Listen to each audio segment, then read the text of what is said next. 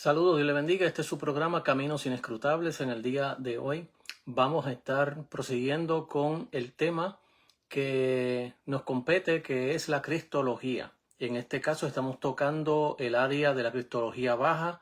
Cuando hablamos de cristología baja, estamos hablando de la persona humana, del Verbo, de Jesús de Nazaret.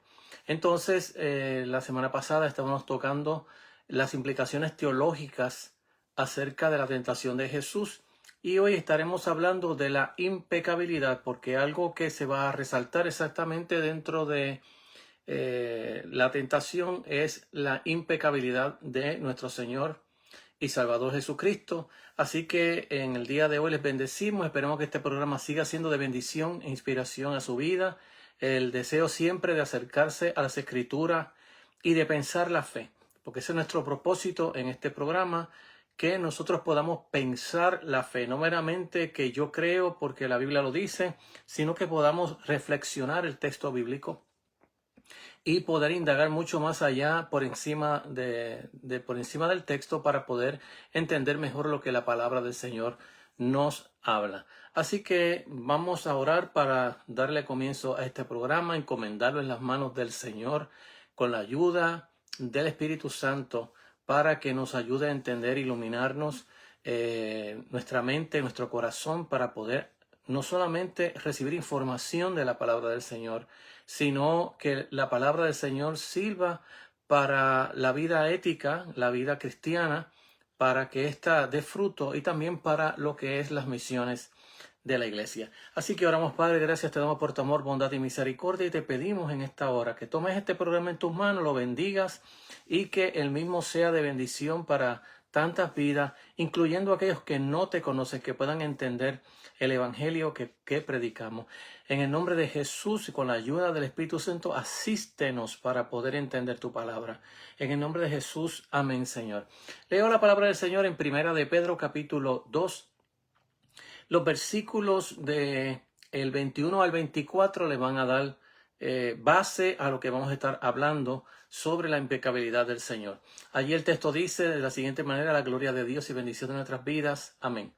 Pues para esto fuisteis llamados, porque también Cristo padeció por nosotros, dejando ejemplo, para que sigáis sus pisadas, el cual no hizo pecado, ni se halló engaño en su boca, que cuando le maldecían no respondía con maldición, cuando padecía no amenazaba, sino encomendaba la causa al que juzga justamente, quien llevó a sí mismo nuestros pecados en su cuerpo sobre el madero, para que nosotros, estando muertos a los pecados, vivamos a la justicia, y por cuyas heridas fuisteis sanados. Dios añada bendición a su santa palabra en nuestros corazones, que ella siga produciendo fruto en nuestras vidas, como el Señor mismo nos enseñó a nosotros.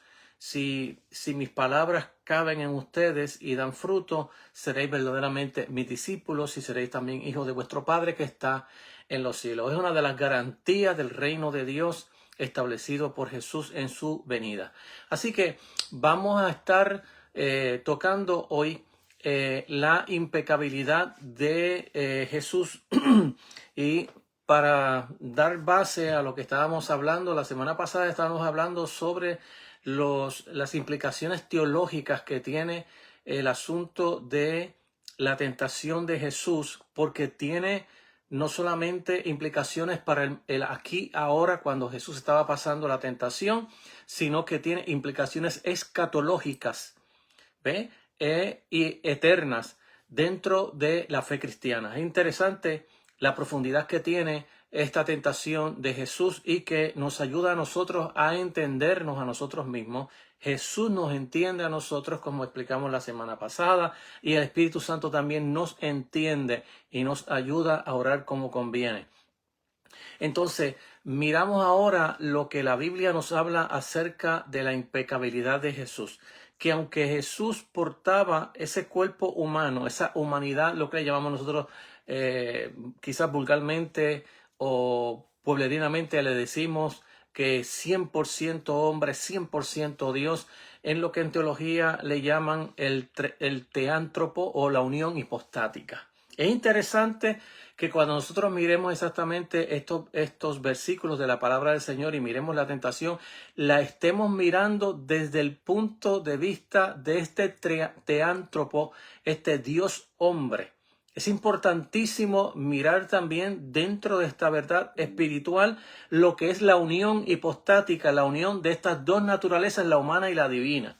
Porque son una unión, es una unión que no se puede divorciar. Es decir, que cuando esa parte de Dios decidió tomar humanidad, no fue para más tarde decir, bueno, más tarde a mí no hace falta este cuerpo, déjame tirarlo por ahí por la calle, no hace falta para nada, sino que ese cuerpo Jesús lo va a tomar o lo tomó. Desde el momento que lo tomó, lo va a seguir con ese cuerpo para siempre. Y eso es importantísimo. Por eso es que cuando miramos el asunto escatológico del reino, dice que todo ojo le verá, que Él vendrá personalmente, porque no viene un espíritu, o sea, viene la persona de Jesús en ese cuerpo, en el mismo cuerpo que fue lacerado, el mismo cuerpo que fue crucificado, el mismo cuerpo que se llevó a la tumba y el mismo cuerpo que resucitó entre los muertos, el mismo cuerpo, con ese mismo cuerpo volverá. Y con ese mismo cuerpo estará para siempre. Entonces es interesante que nosotros estemos mirando dentro del punto de la tentación este teántropo, este Dios hombre, como esta verdad bíblica entre estas dos naturalezas que se unen y se unen para siempre. Entonces, dentro de esta verdad tenemos que tocar exactamente el punto de lo que es la impecabilidad. La impecabilidad. Y es interesante que, pues, las cuestiones que se dan siempre, las preguntas que se dan siempre en los seminarios sobre que si Jesús hubiera pecado, ¿qué hubiera pasado si Jesús hubiera pecado? Bueno, esta es una pregunta hipotética y cae dentro exactamente de la hipótesis. El hecho de que cae dentro de la hipótesis no significa que no tenga una respuesta sensata, prudente, conforme a la verdad del Evangelio. Porque no vamos a estar aquí trayendo una hipótesis y entonces luego de traer ese supuesto, pues decir, no, pues podría pasar esto, no, que podría pasar lo otro. Lo que la Biblia nos habla a nosotros, que esta es la verdad bíblica, es sobre la impecabilidad de Jesús. Y cuando hablamos de impecabilidad, ya estamos hablando ya de todo lo que estamos hablando. Es decir, estamos hablando de alguien que no puede pecar, que no pecó. Allí los textos que hemos tocado, como los que vamos a estar tocando ahora, es que no pecó, ni tampoco podía pecar. Entonces, la pregunta es, ¿y fue real la tentación? Sí, fue 100% real la tentación. La va a recoger luego los propios evangelistas, la va a recoger luego Pablo, la va a recoger luego Pedro. Y en cada una de ellas van a hablar de que fue toda una realidad sufriente, dolorosa para Jesús, la tentación, y que se apegó al poder del Espíritu Santo para vencerla. Esta parte de la cristología y la pneumatología, si Dios me permite y yo puedo hoy avanzar y terminar lo que quiero hablar, estaremos entonces la semana que viene, si Dios así lo permite también, ante mi compromiso, poder explicar sobre estos dos asuntos también que son parte de la cristología, que de hecho muchos años atrás ni aún la teología reformada tocaba el asunto de la cristología y la pneumatología. Ya había explicado otras veces que desde el 1960 hacia acá es que ha empezado un avivamiento de tocar el asunto de la pneumatología, es decir, de la persona del Espíritu Santo, porque aunque la iglesia después del el credo de Nicea, el próximo credo fue que añadió que creemos en el Padre, en el Hijo y en el Espíritu Santo. Pasaron 400 y pico de años para que la iglesia incluyera al Espíritu Santo como parte de la divinidad. Entonces, la iglesia durante todos los siglos, toda la historia que tenemos acerca de esta enseñanza de la pneumatología es muy poca y muy pobre. Así que desde el 1960 hacia acá, se ha escrito muchísimo sobre la pneumatología y cómo la pneumatología también ha estado junto con la cristología, que es decir, con la persona de Jesús. Y de ahí en adelante las iglesias, los teólogos de teología contemporánea han añadido ahora dentro de los cursos de teología y los libros de teología, ya sean bautistas, presbiterianos, ya sean pentecostales, ya sean católicos, romanos, ya sea de cualquier denominación evangélica, han incluido dentro de la enseñanza de la teología, la cristología y también la pneumatología. Y vamos a estar tocando exactamente esta parte de la pneumatología en la persona de Jesús, porque es importantísimo, exactamente porque estamos tocando lo que es la humanidad de Jesús. Y como humano, Jesús necesitaba esa otra parte que la estaremos tocando después. Entonces, dentro de lo que estamos tocando ahora, estamos tocando la impecabilidad. Recuerden, no se puede divorciar la parte de que Jesús no pecó de lo que es este teántropo. Cuando hablamos de teántropo, estamos hablando del Dios hombre. Teo, Dios, ántropo, hombre. Este Dios hombre no lo podemos divorciar. Entonces, no lo podemos divorciar, como tampoco podemos darle un sí o un no rotundo al asunto este de la impecabilidad. Es decir, cómo trabajan estas dos naturalezas y cómo una tiene que sobrepasarse a la otra. En el caso de Jesús, cuando el verbo se hace carne, tiene que sobresalir más la humanidad de Jesús, o todo lo que es su humanidad, para nosotros decir exactamente que era 100% hombre. Porque si no se resalta la humanidad de Jesús tal como la Biblia lo explica, estamos tratando de traer a la fe cristiana un esquema muy distinto al que la Biblia trae. El que la Biblia trae es que dice que el verbo se hizo sar, se hizo carne y habitó o puso su tabernáculo entre nosotros. Es decir, que este Dios hombre ahora va a resaltar su humanidad, y lo que va a trabajar dentro de el nacimiento de Jesús hasta su muerte es exactamente su humanidad. Como dije la semana pasada, a veces resaltamos demasiado la divinidad de Jesús dentro de la humanidad y pretendemos enseñar de que Jesús hizo milagros porque era Dios. Vuelvo a repetir, esto es totalmente erróneo. Jesús hizo milagros porque él estaba lleno del Espíritu Santo. Eso lo vamos a estar tocando en la parte de lo que es la cristología y la pneumatología. Pero ahora estoy tratando de sentar las bases para que entendamos que cuando Jesús se hizo carne, se hizo un verdadero humano, luchó como humano en la tentación, claro está, bajo el poder del Espíritu Santo. Bajo ese mismo poder del Espíritu Santo, una vez termina la tentación, va a salir a Galilea a comenzar el ministerio terrenal proclamando el reino de Dios. Entonces, dentro de esta verdad bíblica y esta verdad que nos enseña los evangelistas, especialmente los sinópticos, porque ya Juan está empezando a explicarnos desde la divinidad hacia la humanidad. En el principio era el verbo y el verbo era con Dios, etcétera, etcétera. Y ya en el verso 14 nos dice, y ese verbo se hizo carne. Entonces ya los demás evangelistas están empezando desde la humanidad, explicándonos todo lo que pasó allí desde su nacimiento, dónde nació, quién eran sus papás, en qué época nació, quién estaba gobernando para ese tiempo. Todas esas cosas las va a recoger los evangelistas, los sinópticos. Entonces, hablando de la impecabilidad de Jesús, es decir, que Jesús no podía pecar. Y ya estamos tirando la base de lo que nos habla la Biblia. Aun cuando estamos hablando de la humanidad de Jesús, ya dije que dentro de esta verdad no podemos, cuando hablamos de la impecabilidad, no podemos divorciarla de este teántropo, de este Dios hombre. Cuando hablamos de Dios hombre, estamos hablando de esta ligadura de dos naturalezas, la humana y la divina. Y cuando hablamos eso, tenemos que tomar en serio entonces, ¿y si Jesús hubiera pecado? Bueno, pues Dios hubiera pecado. ¿Y Dios puede pecar? Pues no. Entonces tenemos que tener cuenta sobre esto. Ahora, eso no quita que la tentación fuese una realidad dolorosa en la vida de Jesús.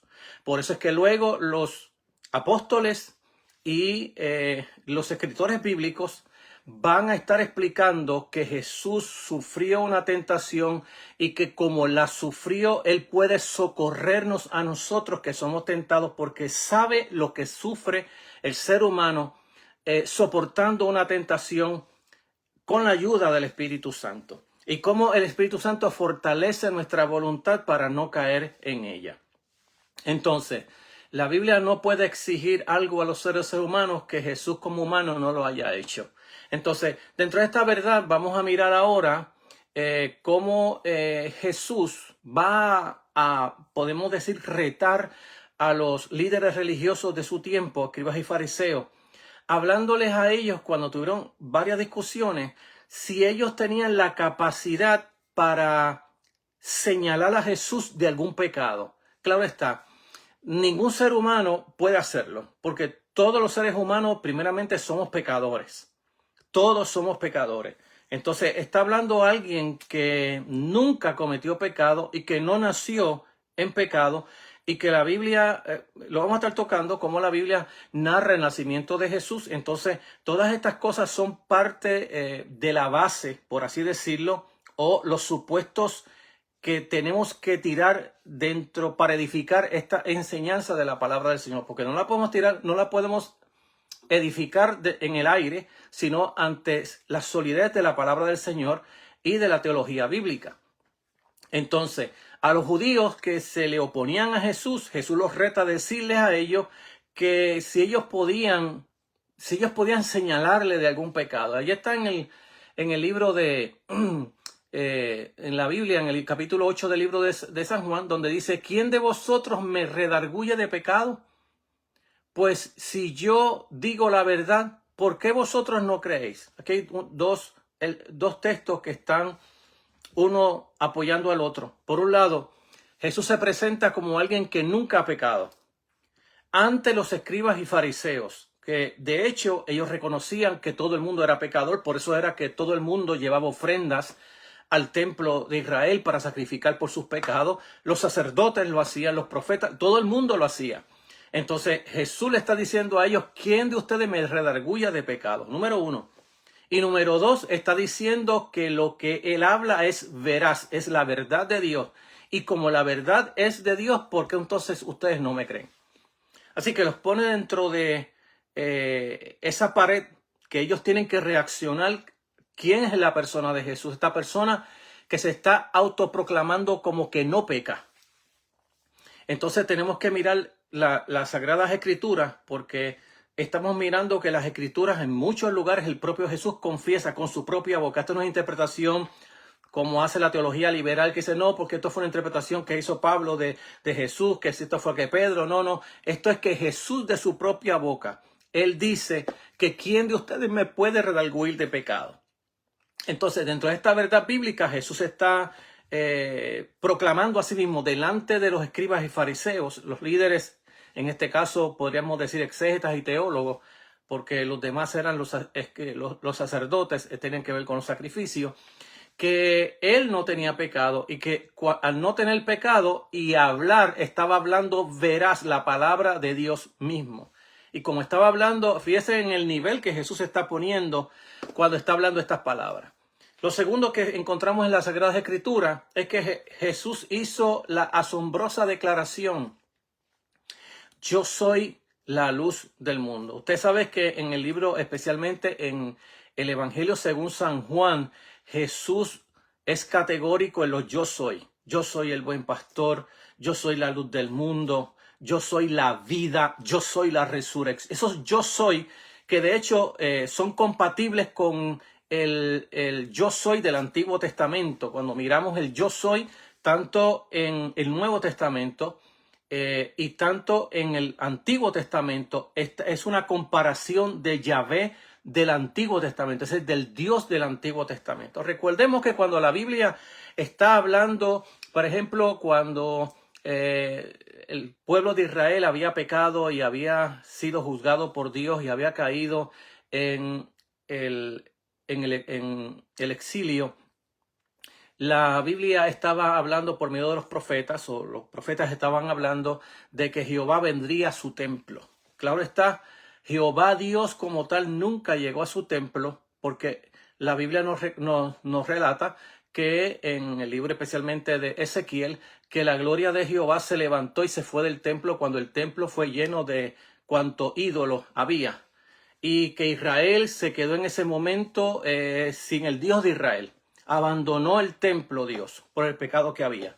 Y no llega Dios al templo, sino en la persona de Jesús, que aproximadamente de 3 a 4 veces Jesús llega al templo. Y en una de las ocasiones que llega, viene a limpiar el templo.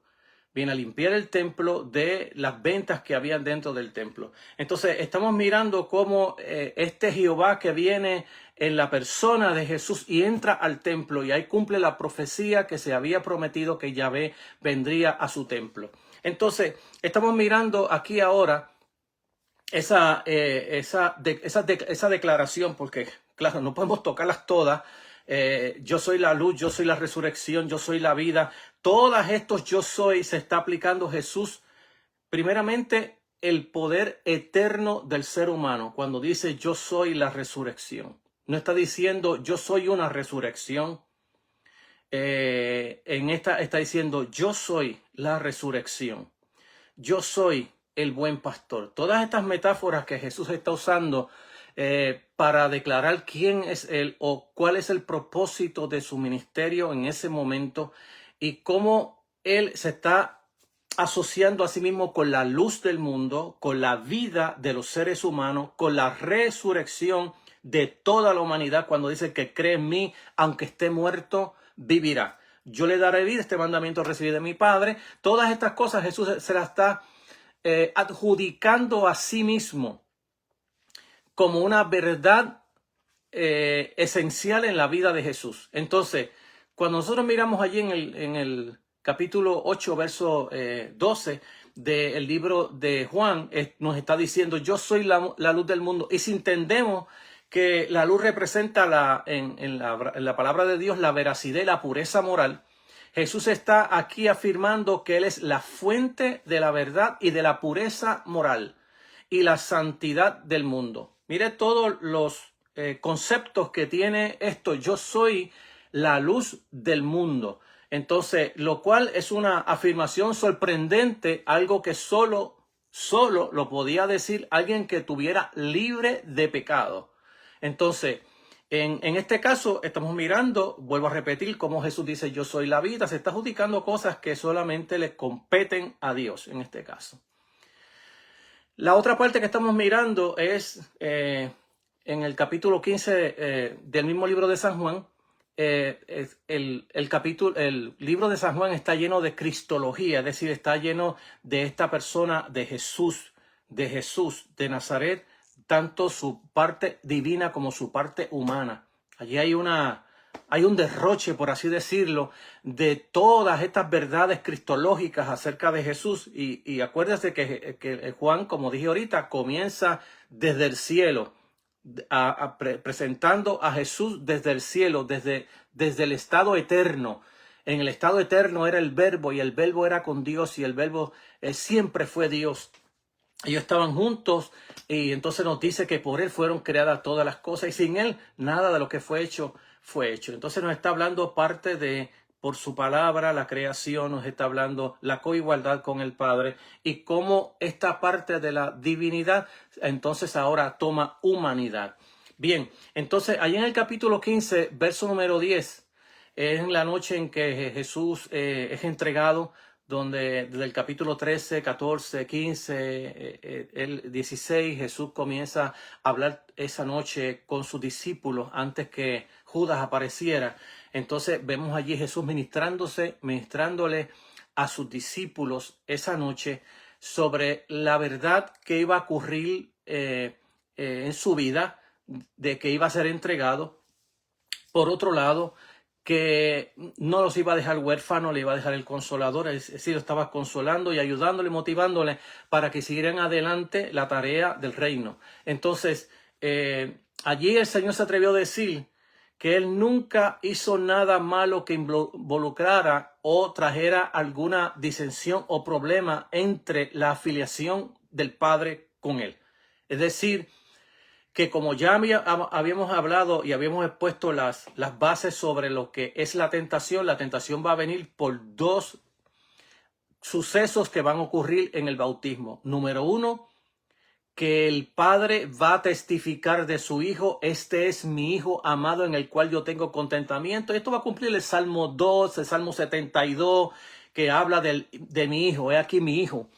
Entonces, segundo, el Espíritu Santo que viene sobre él para la misión mesiánica. Para la misión mesiánica, es decir, para el establecimiento, porque él es portador del reino y el que va a traer el reino. Por lo tanto, él va a ser lleno del poder de Dios para que Jesús pudiera cumplir ya como humano, cumplir la misión mesiánica, libertando a los oprimidos, sanando a los enfermos. Y usted verá que dentro de la prédica de el anuncio, las buenas nuevas, el evangelio de que el reino ya estaba allí en la persona de él, van a ver estos milagros y maravillas. Por eso es que esta dicotomía que encontramos dentro del mensaje de Jesús, la prédica del reino y a la misma vez lleno del Espíritu Santo, no es otra cosa exactamente que la fuerza, el poder de Dios para establecer la soberanía de Dios con los hombres, o el gobierno de Dios con los hombres. Entonces, así lo van a anunciar también los ángeles cuando nace el niño. Van a anunciar exactamente esta verdad, es decir, que todo el anuncio que se da del nacimiento de Jesús. Y luego cuando Jesús comienza la prédica, allá por el año, por su edad más o menos 30 años, comienza toda esta verdad, pero esto unido al mensaje, el poder del Espíritu Santo trabajando en él para cumplir su misión mesiánica en la persona de Jesús de Nazaret. Entonces, mire lo que dice allí. Si guardareis mis mandamientos, permaneceréis en mi amor, así como yo he guardado los mandamientos de mi Padre y permanezco en su amor. Este otro texto de la palabra del Señor, fíjese lo que nos está diciendo. Está cumpliendo exactamente lo que el Padre habló de él. Ya estamos hablando del último día de Jesús, o la última noche de Jesús. Estamos hablando la noche en cual Jesús fue entregado. Ya habiendo cumplido los años de ministerio, Jesús ahora va a testificar que él ha sido fiel a los mandatos de Dios. Recuerden que cuando hablamos de la humanidad de Jesús, estamos hablando como del siervo de Yahvé, como dice el libro de Isaías.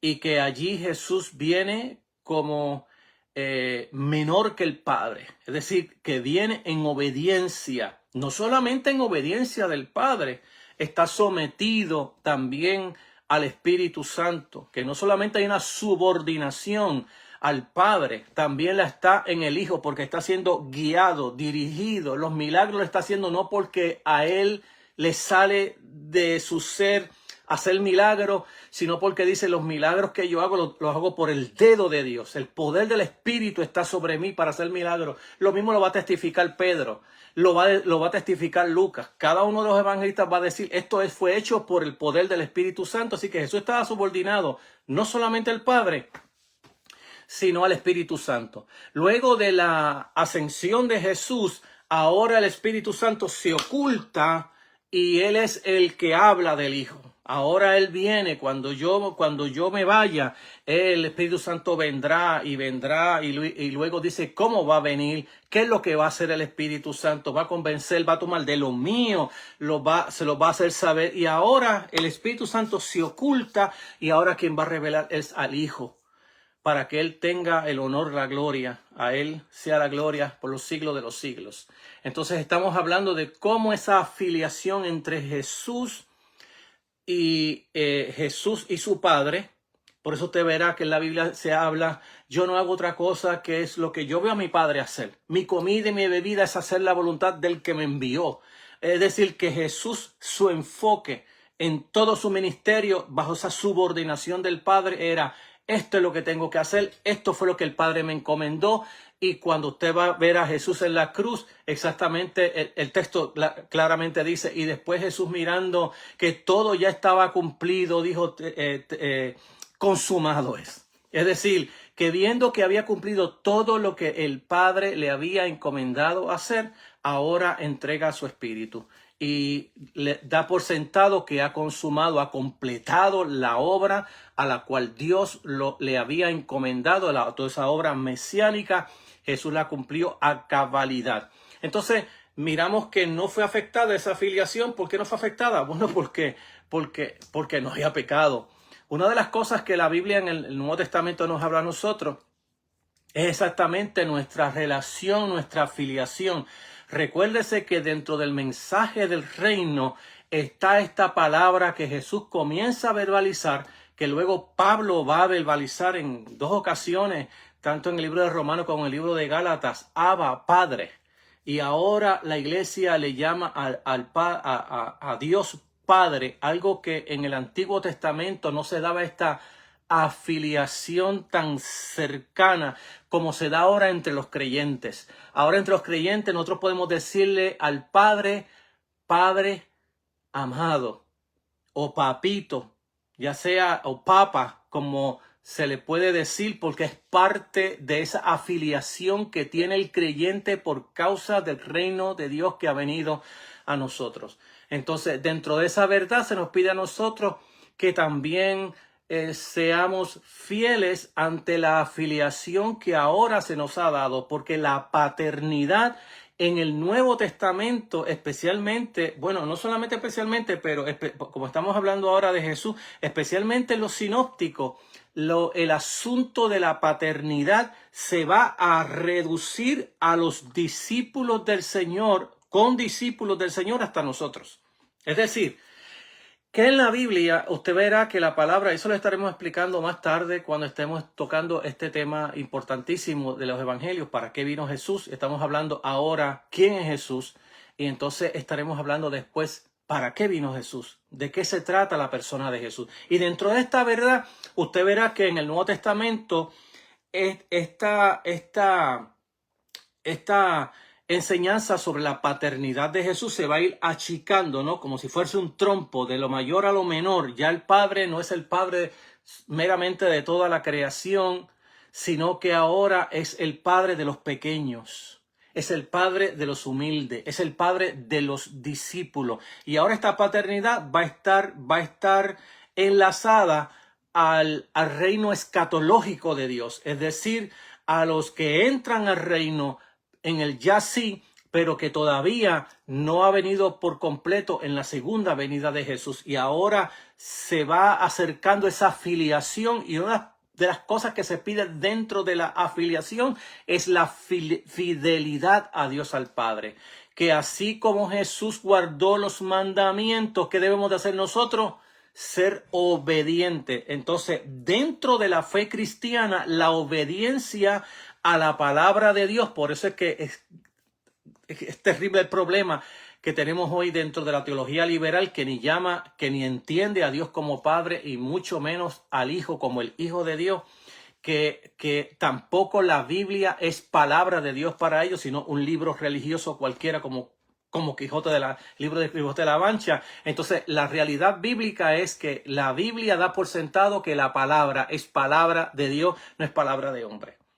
Y como palabra de Dios, nosotros, la iglesia, somos los primeros que debemos ser obedientes, ¿no? Dentro de la ética del reino de Dios. Entonces, aquí hay mucho que hablar, poco tiempo para poder, el tiempo nos traiciona siempre y quiero darle avance a esta verdad. Bueno, en el otro aspecto estamos mirando el significado que el libro de los Hechos le da, en este caso Lucas, que es el escritor del libro de los Hechos, llame consecuentemente a Jesús el santo y el justo. Y esto es importantísimo porque el pueblo de Dios es un pueblo santo. Y debe ser un pueblo justo o que practica la justicia. Es que especialmente acá nosotros en el Nuevo Testamento, el hecho de que nosotros hayamos nacido de nuevo, Dios obra en nosotros de tal manera que podamos vivir una vida recta, justa, como manda Dios en su palabra. Claro, esto no sale de la fuerza misma de nosotros, sino que es una predisposición santa del Espíritu Santo, como nos habla en el libro de Romanos, donde el que anda en el Espíritu no anda en la carne, satisface las cosas del Espíritu, porque anda en el Espíritu, satisface las obras de Dios. Es decir, que cuando hablamos nosotros de la justicia del creyente, nos estamos hablando que cuando nacemos en la familia de Dios, Dios obra en nosotros de tal manera que vivamos una vida justa, pero es una operación del Espíritu Santo en la vida de cada creyente. Y digo de cada creyente porque no estoy dividiendo la iglesia en facciones, pero cada creyente debe rendir su voluntad al Señor y al Dios de los espíritus y al Espíritu de Dios que ha sido llenado con él o ha sido bautizado con ese espíritu que se supone que viva esa vida recta y santa, justa como Dios manda. Entonces, dentro de esta verdad bíblica, estamos dentro de lo que hablamos que a Jesús se le llama el justo. Es decir, cuando hablamos del justo, no estamos hablando de alguien que meramente practica justicia, sino que es justo en naturaleza, que es santo en naturaleza. No estamos hablando de la iglesia que ha sido santificada porque era pecadora, ahora está dedicada al Señor. No, estamos hablando de alguien que es justo. Claro está, el texto nos dice allí en el capítulo 2, verso 27 del libro de los Hechos, porque no dejará mi alma en el Hades ni permitirá que tu santo vea corrupción. Y esta palabra que el santo o el justo está hablando desde el punto divino, desde el punto de vista de Dios, como alguien que nunca ha pecado, ni que tampoco tiene por qué pedir perdón, ni por qué ni por qué confesar sus pecados, porque Jesús nunca tuvo que confesar pecado. Eso es para nosotros los pecadores. Nosotros sí somos los que confesamos nuestros pecados. Nosotros sí somos los que necesitamos santidad. Ante la gracia y el amor de Dios desbordado en nosotros, presentamos nuestros cuerpos en sacrificio vivo, santo, agradable a Dios, que es vuestro culto racional. Un culto de la razón donde dentro de la verdad de la palabra del Señor y la obra que Dios ha hecho por nosotros, lo que hacemos es postrarnos a sus pies y decirle: todo lo que soy te pertenece a ti y está a tu servicio. ¿Somos tus siervos o somos tus esclavos? En un mundo donde se resalta tanto el individualismo y la autonomía del ser humano, difícil es predicar un evangelio ahora donde yo le diga al Señor: todo lo que soy te pertenece a ti. Yo no soy el que me ciño, tú eres el que me ciñes. Tú eres mi Dios y yo solamente soy tu siervo. Esa verdad bíblica no se oye ya casi en las congregaciones por causa de la filosofía moderna, posmoderna, de este liberalismo que se está viviendo aún dentro de la iglesia, donde de hecho hasta la liturgia de la iglesia es una liturgia independentista. Es una liturgia que tiene que ver conmigo nada más, ¿no? Por eso que cantamos en la iglesia: yo no sé a lo que tú has venido, pero yo vine a alabar a Dios. A mí no me importa a lo que hayas venido, pero después que yo haya venido para adorar a Dios, no me importa tu adoración. Entonces, dentro de la fe cristiana, la iglesia es un cuerpo en el cual todos llegamos al culto para adorar a Dios, para servirle, para postrarnos a sus pies, para reconocerle como Señor y Dios de nuestras vidas, darle la gloria, el honor y la alabanza, reconocer que su palabra me va a hablar, que Dios me va a ministrar a mí en el día de hoy. Pero ante el problema que tenemos nosotros de la autonomía y del individualismo humano, pues estos textos suenan muy feos para nuestra época, y más en esta época que le llamamos o se le llama la época poscristiana, es decir, que nos hemos deshecho del cristianismo y de cualquier religión que sea de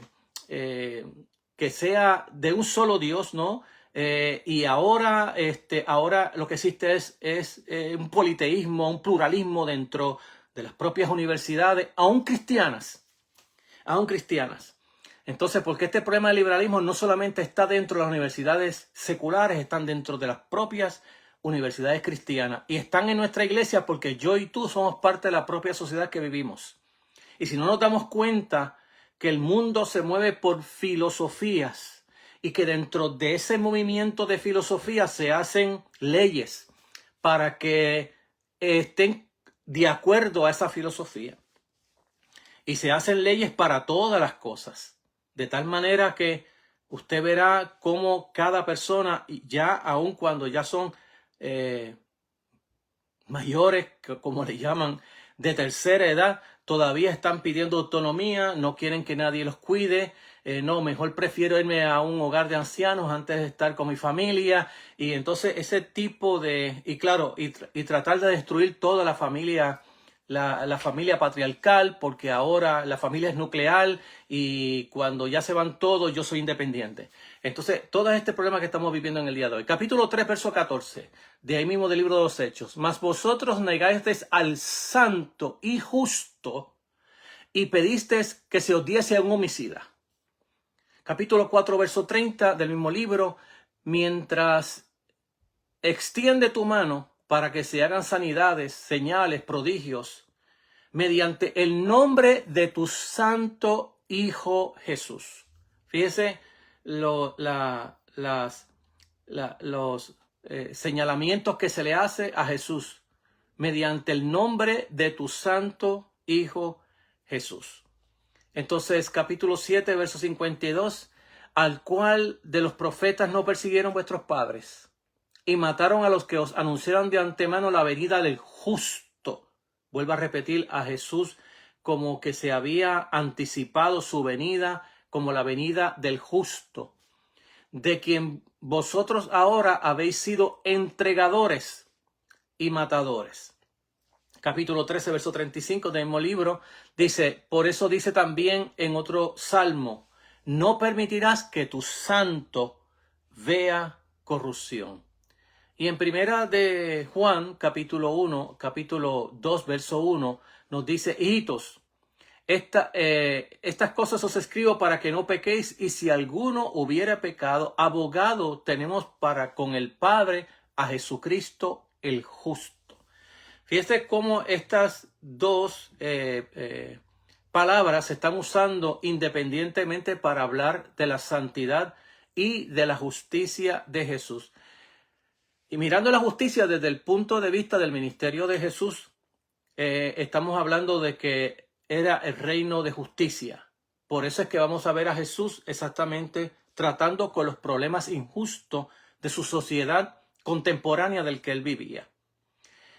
Cuando estamos hablando sobre este tema acerca de para qué Jesús vino, vamos a estar mirando exactamente qué se entendía y por qué Jesús estaba luchando exactamente por estas personas llamadas mis pequeños, o le estaba hablando sobre los pequeños, sobre los insignificantes, sobre las ovejitas, todas estas personas de las cuales Jesús estaba defendiendo. Y claro, esto se va a remontar porque desde el Antiguo Testamento Dios había dado leyes a los reyes para que ellos cuidaran de las viudas, de los huérfanos, de los desamparados, de los forasteros, de los que llamamos en inglés aliens. Y estaba basado sobre el trato, el cuidado que Dios tuvo, la liberación que Dios tuvo de Israel en Egipto.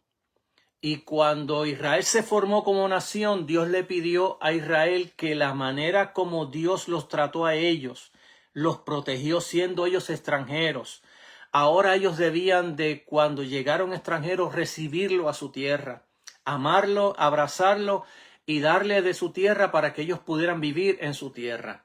Entonces, ante esta demanda, vamos a ver cómo uno de los reyes de Israel toma la viña de Nabot y cómo logra quitarle la viña, matarlo, quitarle la viña. Y entonces, uno de los mandamientos de Dios era exactamente el proteger a la viuda, al huérfano, al desamparado. Pues exactamente para eso fue a lo que vino Jesús. Aquellas personas marginadas de la sociedad, exactamente su ministerio se trató, trabajando todo el tiempo con ellos hasta su crucifixión. Entonces, miramos también ahora la posición que nos habla en el libro de Romanos, capítulo 8, verso 3. Pablo hablando sobre ello en el libro de Romanos, de la procesión del Hijo sin pecado. Es interesante este versículo porque dice, porque lo que era imposible para la ley. En el texto lo que nos está diciendo es que la ley se dio, Pablo va a explicarlo, que la ley se dio no para tratar con el problema del pecado, sino bien para revelarlo, para que vieran cuán pecaminoso es el pecado.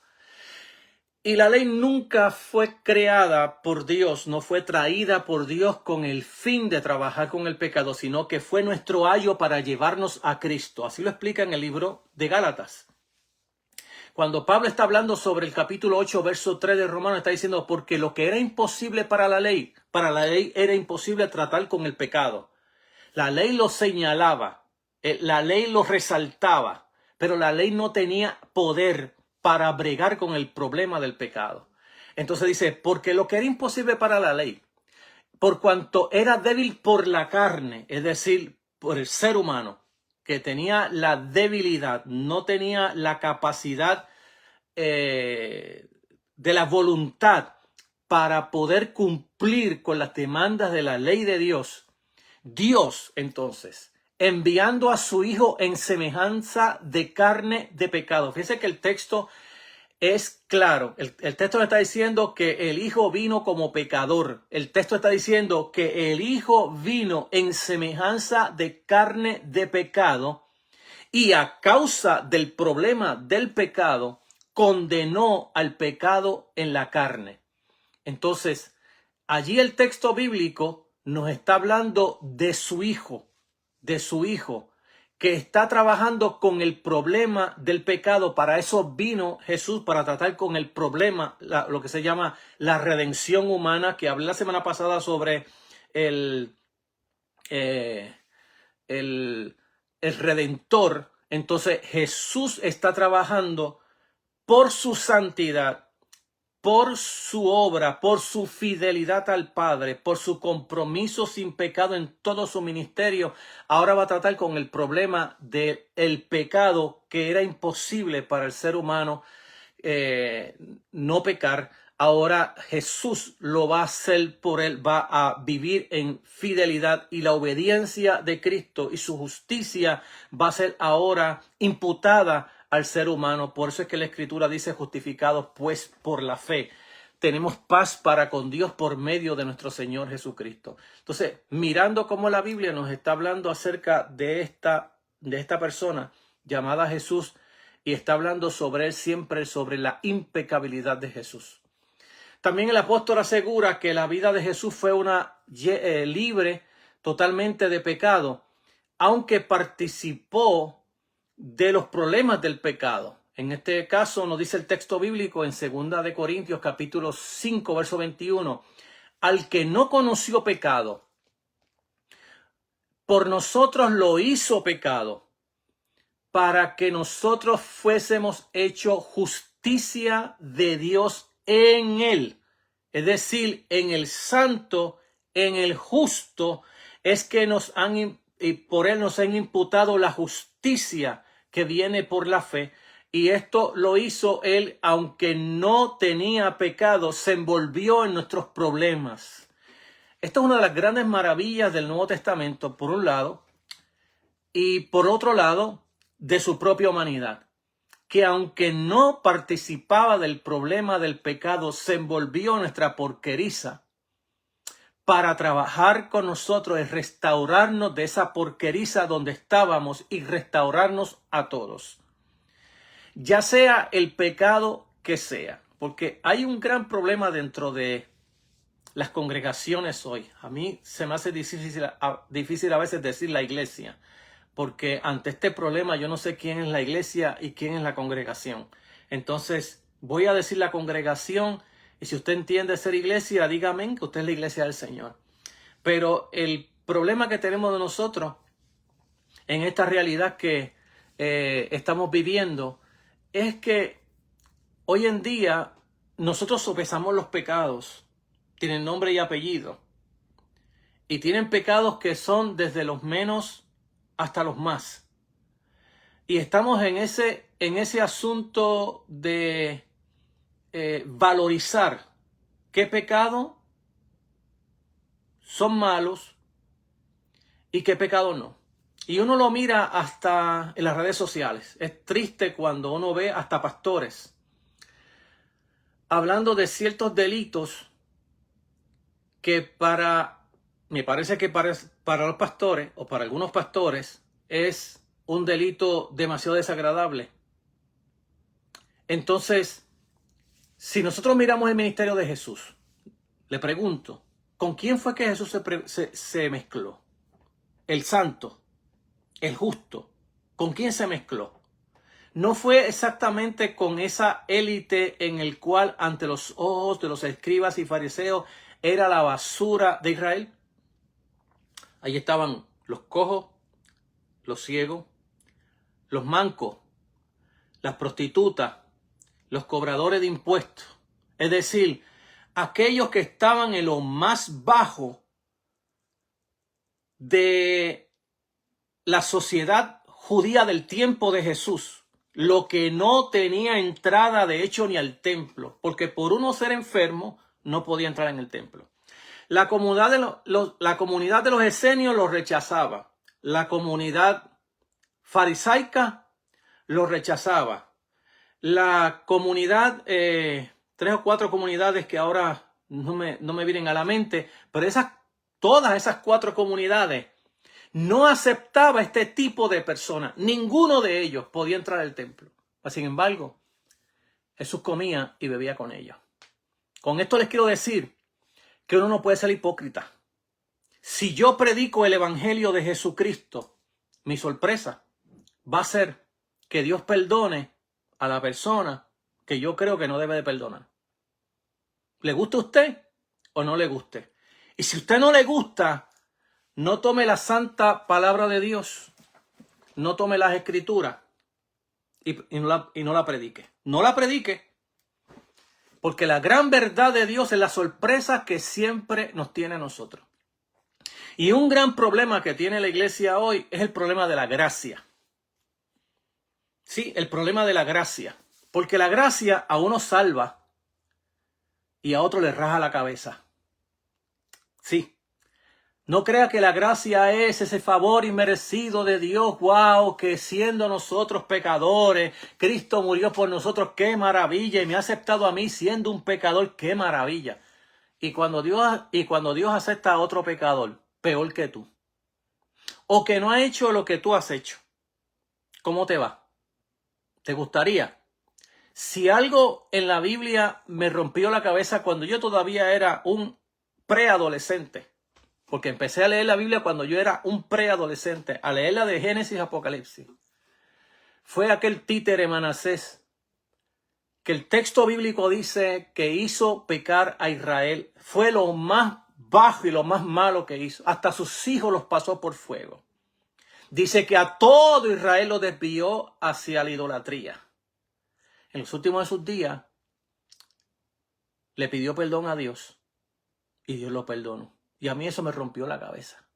Yo dije, ¿por qué perdonó a este charlatán? A este tipo que hizo pecar a todo Israel, que hasta sus hijos pasaban por fuego. Que Dios lo perdonara. Me rompió la cabeza hasta que, gracias a Dios, el Señor empezó a ayudarme a entender la gracia. Porque la gracia a unos salva y a otros les explota la cabeza. ¿Sí? Bíblicamente hablando, tome la parábola del hijo pródigo. A ver si al hijo mayor no le explotó la cabeza la gracia de su padre. Que ahora va a recibir a estos que se alejaron de la casa de Dios. Que gastaron su dinero con prostitutas, con rameras, como dice el texto. Si no fue por aflorar la parábola. Y ahora el hijo mayor no quiere ir a la fiesta, no quiere gozarse. Y el padre tiene que decirle, vente, tu hijo estaba muerto y ha revivido. No, pero mira todo lo que hizo este charlatán. Entonces algunos la gracia los mata y todavía yo creo que hay muchos pastores que no saben todavía lo que es la gracia. Si yo predico el evangelio, me tengo que someter a la gracia. No solamente para conmigo, sino la gracia para aquellos que yo diría, me dan ganas de darle 3 palos y matarlo. No merece vivir. Si le ponen una bomba, ni lloro. Sin embargo, así es la gracia de Dios. Si no te gusta el evangelio, puedes abrir la puerta de la iglesia, del templo y irte para otro lugar. Pero así es el evangelio que yo predico. Es un evangelio que recibe a aquella persona que a ti no te agrada. Y para eso tengo muchas parábolas para explicártelo.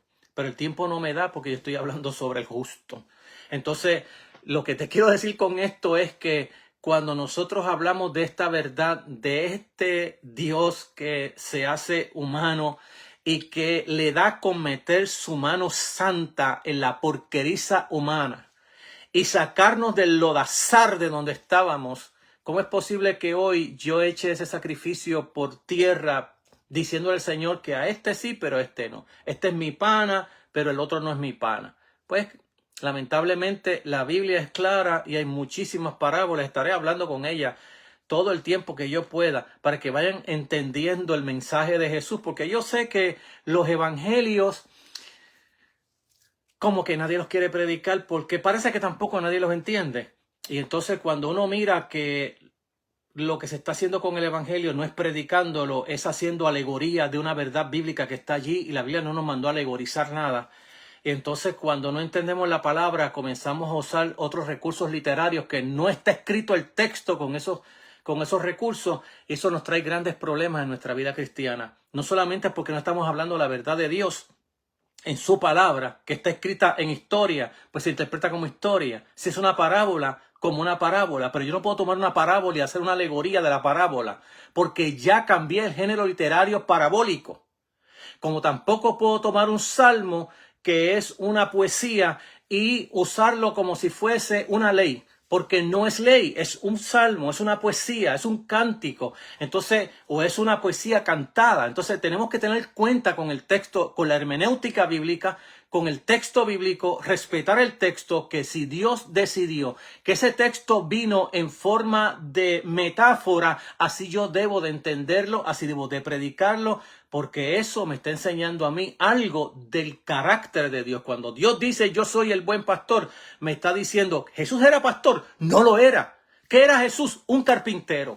Es lo que la Biblia me dice a mí, que él lo que practicaba era que aprendió de su papá José, era que era carpintero. Pero él no era pastor, él no tenía ovejas, no tenía un corral. Entonces, pero cuando la Biblia me está diciendo que él es mi pastor, me está diciendo que el trato que él tiene para los seres humanos es como lo hace un pastor. Un pastor que atiende a la oveja, la alimenta, la cuida, la protege, la toma en su regazo. Si es una recién parida, va a cuidarla para que no se dañe, no se afecte. Entonces está hablando del cuidado de Dios para nuestra vida. Hermano, el tiempo me traiciona siempre. Pero así es el tiempo. Yo era antes pequeñito y ahora soy bastante grandecito. Dios les bendiga grandemente. Siempre les hemos dicho, amados, que tratamos de predicar la palabra del Señor o enseñar la palabra del Señor desde una forma contextual, pero también contemporánea, llevando la verdad de la palabra del Señor a nuestros tiempos, porque el Espíritu Santo es contextual y también contemporáneo. Trabajó en el tiempo de Jesús con lo que estamos predicando y enseñando hoy, pero también trabaja en nuestro tiempo con nuestras verdades sociales, políticas, religiosas que estamos viviendo en el día de hoy. Permíteme orar y ore conmigo y permite que el Señor abra el entendimiento de su pueblo, de sus líderes, y que el Señor también abra el entendimiento de aquellos que no le conocen. Que la luz del evangelio brille en ellos y que puedan ser salvos y que vengan a los pies del Señor aquellas personas que a ti no te gustaría que llegaran. Así que hoy tienes algo para orar. Antes de rodearte a orar, antes de dormir, dile al Señor, esa persona que yo no quisiera que viniera a la iglesia, opera en él para que venga. Esas personas que nosotros tenemos en nuestro vocabulario, en nuestra forma de hablar, gente que dice, wow, fulano se convirtió, mira para allá lo que hizo. Pues hay otros fulanos también que han hecho otras cosas que quizás para ti no te agradan. También el Señor quiere traerlos a sus pies. Este es el evangelio que se predica. Padre, gracias te damos por tu palabra. Yo te pido que tu palabra trabaje tanto en mi vida como en la vida de cada uno de los que están escuchando. Permite que tu palabra mine sus corazones, produzca fruto y que esa palabra también les ayude a hacer misiones y decirles a otros que Jesús les ama, que les ama no importa lo bajo que han estado, no importa lo sucio que han estado, en el lodazar que han vivido, que tú has venido a salvar a todo aquel que rinde su corazón a los pies de Jesús. Sana a todos y bendice a todos en el nombre de Jesús. Amén. Amado, que el Señor te bendiga 1000 veces más que a mí y siga ayudándote en todos los caminos del Señor. Dios te bendiga grande y maravillosamente.